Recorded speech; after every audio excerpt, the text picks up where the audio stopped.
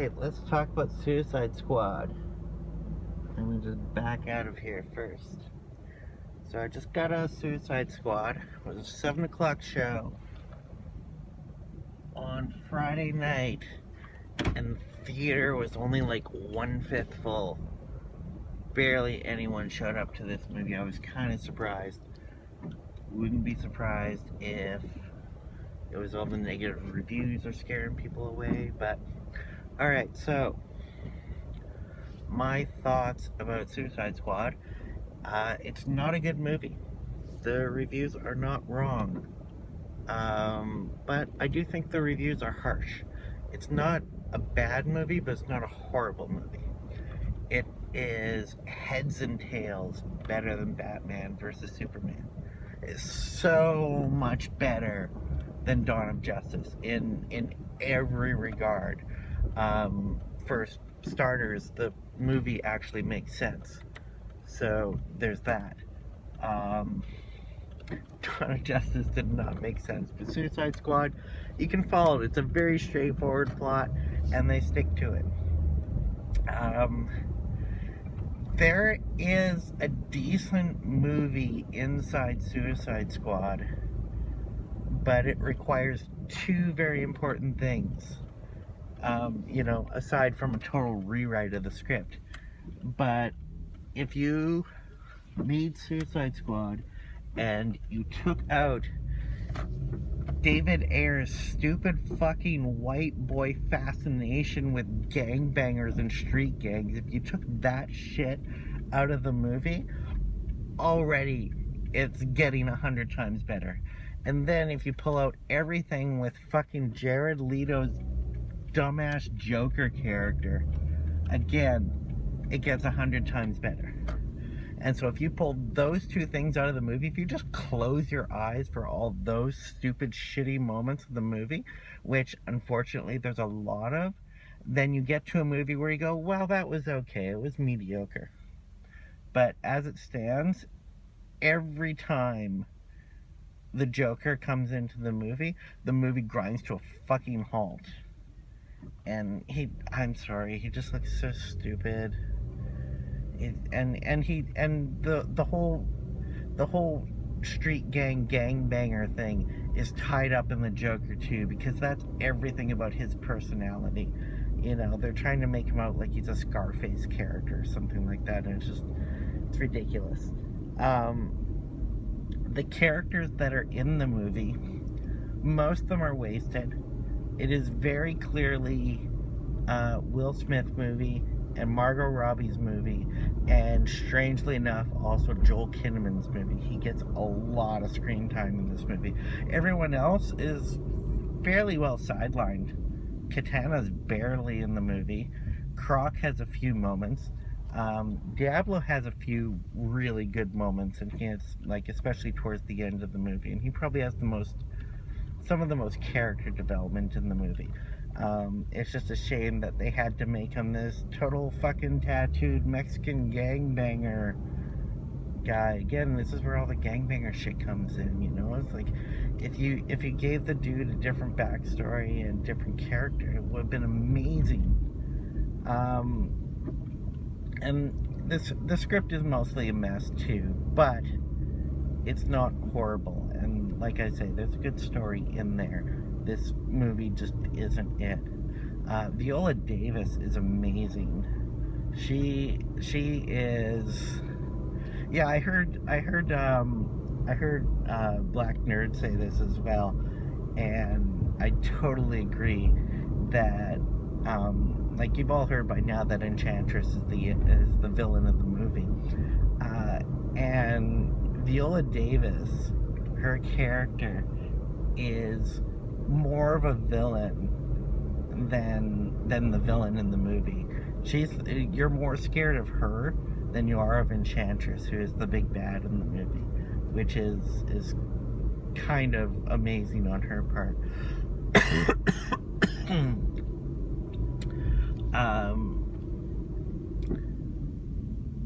Yeah, so we need to talk about Margot Robbie's Harley Quinn a little bit, where yeah, it's really fucked up.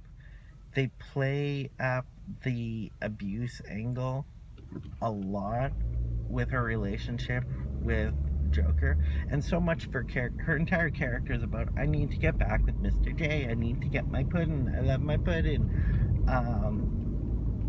And it's just, it's so fucked up. I just can't get behind it. Every time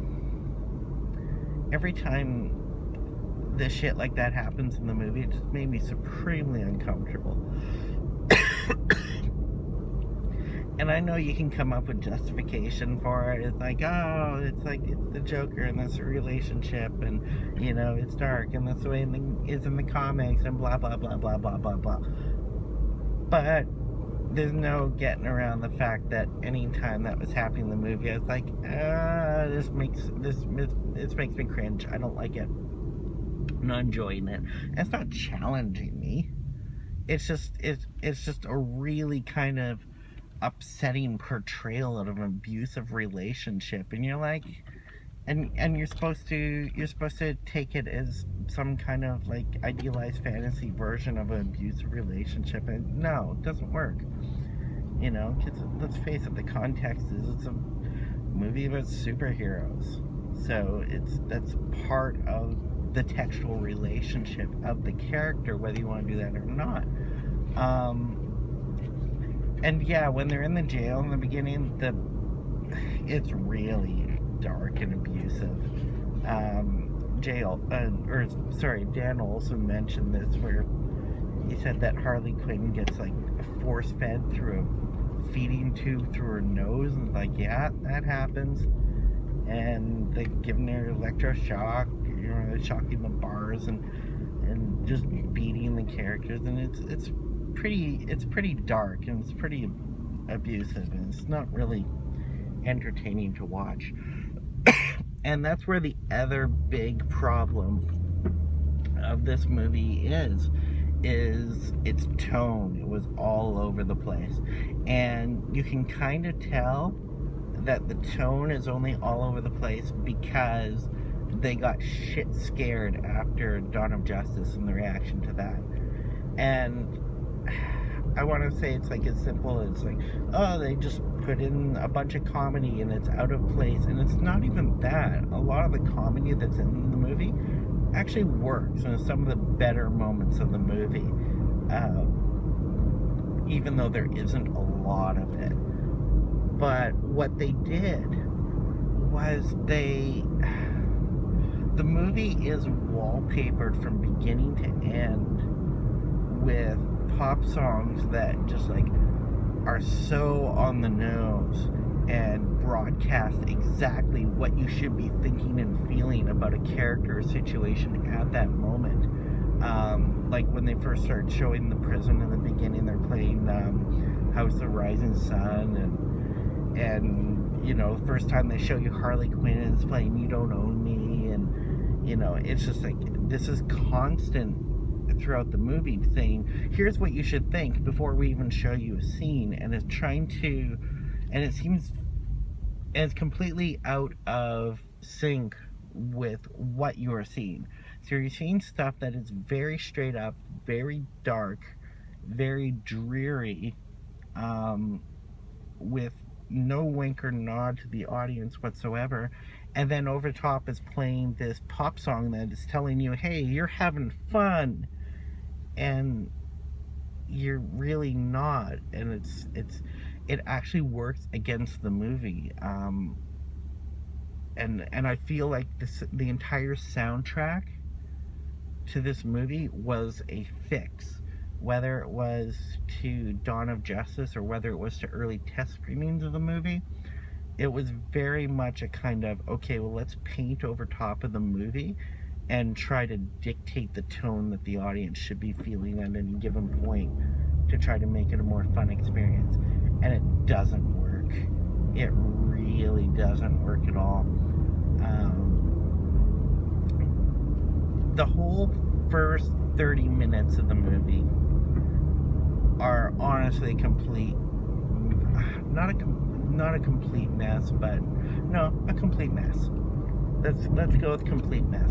there's so much time wasted retreading over the same material, where it's like literally you'll have Viola Davis sitting there and, you know, telling someone over across the table, it's like, here's the team of people I want to put together, and one by one she'll go through them and talk about their special abilities and what they can do and why they're dangerous and that sort of thing. And then like 2 scenes later, all of a sudden she's sitting in a meeting with a bunch of generals in Washington and does the exact same fucking thing. We get introduced to characters several times and we never learn anything new about them. And it's such a retread of information that could have been compacted so much more intelligibly, to the point where it just feels like the movie for the first like 40 minutes or so is just completely standing still, and it gets really boring. And that's probably the ultimate takeaway from the entire film, is that it's, at the end of the day, it's a pretty boring movie. There's nothing that's really interesting about it. And the only thing that is interesting, the only thing that allows you to leave the movie and say, well, you know, I kind of enjoyed watching that, is that A, the plot was coherent, and B, that a lot of the characters that are there are really entertaining to watch on screen, whether or not they get any good moments at all. Like, the good moments that, you know, Harley Quinn and Deadshot actually get in the movie are few and far between. There's very few moments where you go, yeah, that was really cool. Most of the time it's like, the dialogue is bad, the action is not great, it's kind of pedestrian and standard. But just watching the characters interact with each other and bicker with each other, because the actors bring so much personality to them, it's enough to invest you in the film and go, okay, I'm enjoying watching these people together, whether or not it achieves anything. And it doesn't achieve anything. And that's really the only satisfaction you get from watching the movie, which is a surprising amount of satisfaction, I'll give you that. Is, you know, I liked it a lot more than I expected to. You take a movie like this and you compare it with something like Age of Ultron. And Age of Ultron is a movie that I hear people constantly sort of picking on as being, you know, a not great movie. And it's definitely one of the weaker Marvel movies, but you can definitely admire, if you compare Suicide Squad to Age of Ultron, you can definitely admire what Joss Whedon was able to do, where he's juggling a lot of characters. There's a lot of moving parts in that movie, and no character feels short-shrifted. They all sort of get their due. They all interact. They all feel like they're in equal measure to the film, and it really feels like a full team coming together.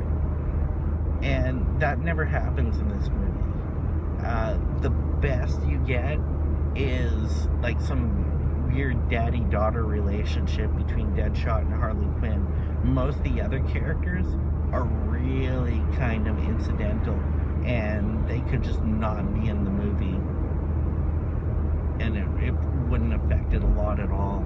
Like Captain Boomerang, it's like, yeah, he killed a few guys and he's got a couple kind of quippy, funny moments, but he's useless in the movie.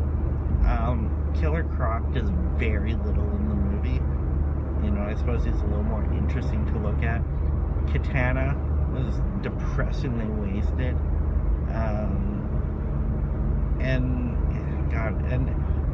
And they spend the rest of the movie going around with a bunch of SWAT dudes too. You know, it's like the entire time they're escorted by like a team of like 6 or 8 SWAT dudes who apparently can't hit anything. But you know, it's like the kind of thrill that you would obviously get from a movie like this is to take this team of bad guys, and you know, they've all got the bombs on their necks, so they're kind of trapped anyway. They don't need an escort. And if you just, like, the whole idea is to throw them into this war zone and into something that they're probably not going to survive, because it's a last-ditch effort. So why the fuck are they throwing actual law enforcement at it too, just so those guys can get killed, even though they don't get killed either? So there's just a lot of script problems with this movie.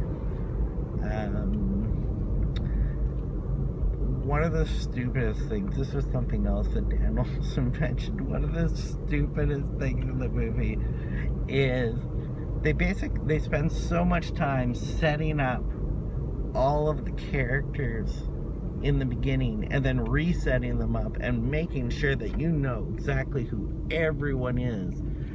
And then at the very last minute, when they're about to go into the war zone, then they're like, and this is Slipknot, and he can climb anything. And it's just like this last minute addition to the team, and it's like, welcome aboard. And then they get into the war zone, and he's like, I'm out of here, and he starts grappling away, and then they blow his head off with the bomb, and it's like, wow, seriously, that meant nothing because we have zero attachment to this character. You know, it's like, if he had been there since the beginning, if he'd been given equal shrift as Harley Quinn or Deadshot or any of the other characters, then be like, okay, it might be a little surprising, because it's supposed to be surprising that they actually kill someone. Instead, it's literally, he shows up practically wearing a shirt that says, I'm going to be the sacrificial lamb. And, like, he's literally, he's there just to demonstrate that they will use the bombs and kill everyone. But it's meaningless because we don't even know who this character is. We haven't spent any time with him. He has like 2 lines in the entire movie.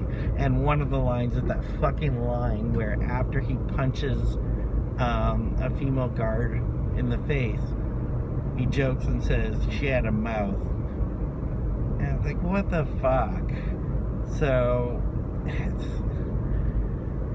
and yeah, so there's been a lot made already about the fact that this movie has a woman problem and this movie has a race problem, and both are 100% accurate, and I think both extend very genuinely from problem number 1 that I laid out for the movie, and that is that David Ayer can't get past this fucking gangbanger obsession that he has. Yes, he wrote fucking Training Day, and yes, he directed Harsh Times, and he did Street Kings, and it's like, get over your and End of the Watch, and it's like, the dude is obsessed with LA gangs. I have no, it's so out of place in this movie. And that was the thing I predicted the most, was because it's like, there's one flavor that David Ayer can bring to films, and that is doing gritty street crime gangbanger bullshit. And it's so toned down and you know, just a little surface level in this movie compared to his other stuff, where that is entirely what the entire movie is about. You watch a movie like you know, Harsh Times, or you know, End of the Watch, or you know, anything else that he does, and that's the entirety of what the movie is about. It's literally like, let's spend some time with horrible street gangs. That's what it's about.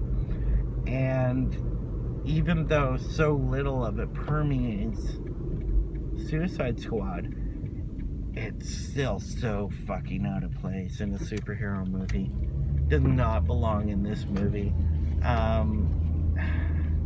And it seems really hard because you have like Ben Affleck pops in at a few points in the movie, and it's like, what the hell is Ben Affleck doing in this movie that has like all these gangbanger elements in it. They seem like they're two disparate worlds. You know, even though we have the Zack Snyder murder verse, you know, and maybe this is a little more closely connected to it than it seems, but yeah, it's messed up. It doesn't work. Is the plain and simple thing. There's a version of Suicide Squad that works, and it's the version that has all of the gangbanger shit taken out of it, because that does not belong in a fucking superhero movie. I'm sorry. You can disagree with me if you want, but you're wrong. No, you're not. You're not wrong. It's just, you know, I'm just not gonna agree with you. And there's other stuff where it's okay. So a lot of people have said that Zack Snyder actively dislikes superhero movies, or at least actively dislikes Superman. And I agree with that. And I think there's a little bit of that here too. I don't think David Ayer necessarily likes the material that he's adapting,